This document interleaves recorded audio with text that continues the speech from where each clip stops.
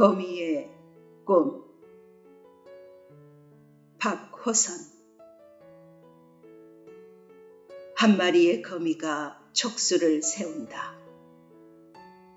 천장을 올려다 보니 까맣게 그을린 석가래 사이에 거미들이 이리저리 줄을 쳐놓았다. 바짝 다가가 거미줄을 살펴본다. 촘촘하니 방사형으로 쳐놓은 그물이 제법 정교하다. 자신의 몸속에서 진액을 뽑아내며 거미줄을 마무리하던 작은 거미 한 마리가 인기척을 느꼈는지 천장 틈 사이로 몸을 숨긴다.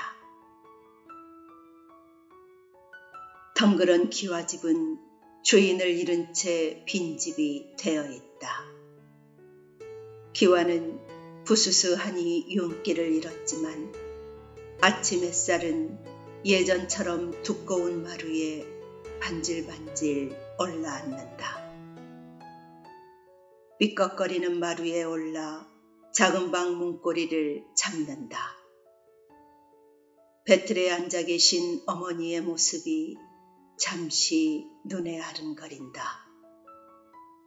작은 방 문을 열어본다. 배틀이 놓였던 자리가 휑하다. 닳아버린 몽당 빗자루 하나가 구석에서 옛 기억을 썰어내지 못한 듯 머뭇거리며 서 있다. 산업사회가 한창일 무렵 나는 고향 산골에서 부산으로 왔다. 곳곳에 산업도로가 건설되고 여기저기 높은 굴뚝에서는 수출의 열기가 하늘을 향해 뿜어져 나오고 있었다. 농촌에서 이주하는 사람들이 급격하게 늘어나 도시는 바람을 잔뜩 불어넣은 풍선처럼 부풀었다. 나도 부푼 꿈을 안고 도시의 첫발을 디뎠다. 나의 꿈은 고생하시는 어머니께 작은 힘이라도 보태는 것이었다. 정오만 지나면 앞산 산그늘이 마당에 어른대는 이 산골 마을에서 어린 육남매를 바라보며 실타래 같은 한숨을 풀어놓는 어머니였다. 어머니는 천수답을 오르내리며 농사일을 하는 틈틈이 삶을 심었다. 삶은 농사일만으로도 힘든 어머니의 어깨를 더욱 야위게 했다.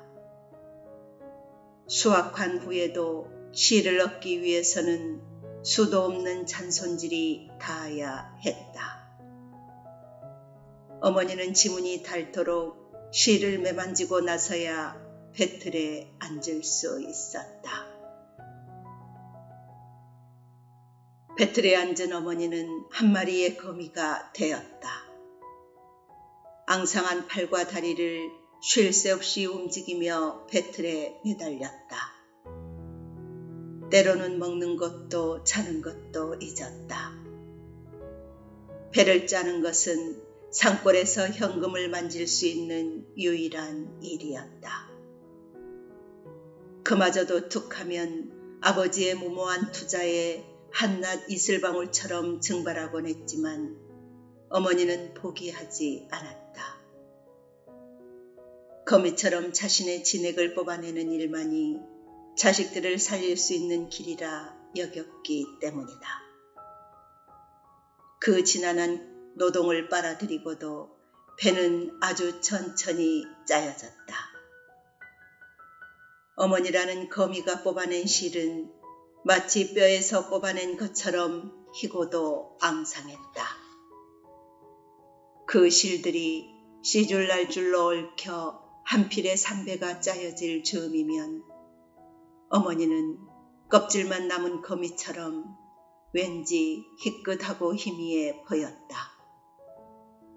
삼배는 전이 아니라 어머니의 진액이었던 셈이다. 이즈음 고향을 떠나 객지로 진출하는 사람들이 띄엄띄엄 생겨났다. 친척 언니가 취직을 소개한 곳은 부산의 직조공장이었다. 내 앞에는 어머니의 것과는 비교도 안 될 만큼 커다란 직조기가 놓여졌다.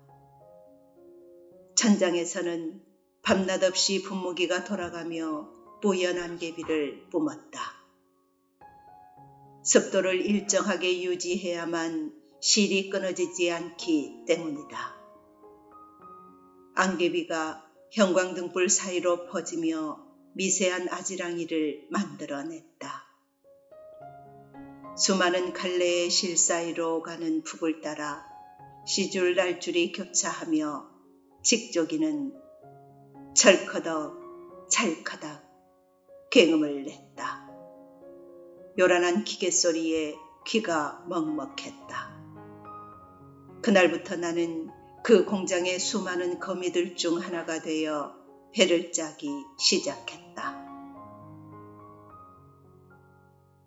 몸을 숨겼던 거미가 슬그머니 나온다. 꽁무니에서 늘어뜨린 줄을 자신의 체중으로 흔들었는지 출렁하며 만들어 놓았던 자신의 거미줄에 올라탄다. 이리저리 꼼꼼히 살피며 꼼짝을 않던 거미가 서서히 움직이더니 한쪽이 뜯어진 거미줄을 손보기 시작한다. 거미의 줄타기는 환상적이다. 먼저 세로줄을 손보고 그 사이를 건너며 가로줄을 친다. 이방인을 전혀 의식하지 않는다. 장방형의 균형 있는 그물이 완성되자 그 중앙에 앉아 거미는 자신의 솜씨를 음미하는 듯 하다. 아지랑이처럼 어른되는 수많은 시줄 날줄을 살피는 일은 본능에 가까운 감각을 필요로 했다. 촘촘한 실 한 오락이라도 끊어지는 것을 발견하지 못하면 그 커다란 직조기는 덜컥 멈춰섰다. 그럴 때면 어김없이 끊어진 시줄과 날줄은 서로 엉켜버렸다. 시줄을 오로리 손으로 잇고 흠집난 천을 쇠빗으로 한 오라기씩 풀어내야만 했다. 그런 상황을 초래하지 않기 위해 마치 초능력자처럼 눈에 힘을 주었다. 그런데 어느 날부터인가 실과 실 사이에 그 미세한 틈들이 보이기 시작했다. 그렇게 나는 직조기 앞에 작은 거미로 진화되어 갔다. 직조기 사이에 먼지가 두껍게 쌓이고 두루마리처럼 말린 피륙이 늘어나면 월급날이 다가왔다.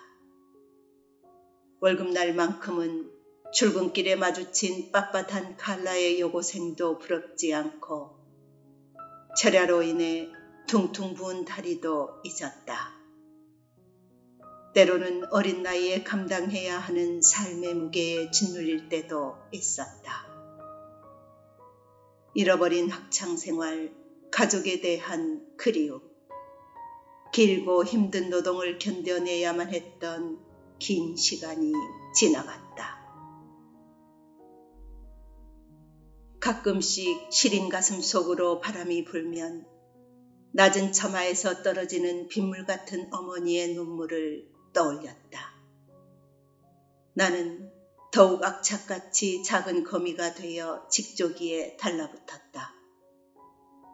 세월이 흐르자 내가 짠 배가 조금씩 쌓여 작은 논밭이 되고 기아집도 되었다. 성실한 노동의 가치로 거미의 꿈이 이루어진 것이다. 공장의 거미 친구들 중에는 유독 맞이가 많았다. 맞이는 동생들보다 일찍 태어나 부모님의 고통을 누구보다 잘 아는 자식이다.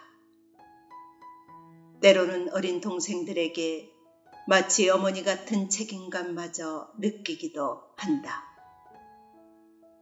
모두가 어려웠던 그 시절, 그 직조 공장에는 가족의 고통을 외면하지 않고 어린 나이에도 스스로 가장의 길을 걸었던 수많은 거미들이 있었다. 나 또한 맏딸로서 내 작은 온기로 우리 가족의 삶이 따뜻해질 수 있기를 바라며 꿋꿋하게 견딘 시절이었다. 마당에 퍼지던 햇살이 어느덧 작은 방까지 올라와 앉는다. 배틀이 놓였던 자리가 환하다. 배틀 앞에 앉으신 어머니가 그래, 네가 맏딸이다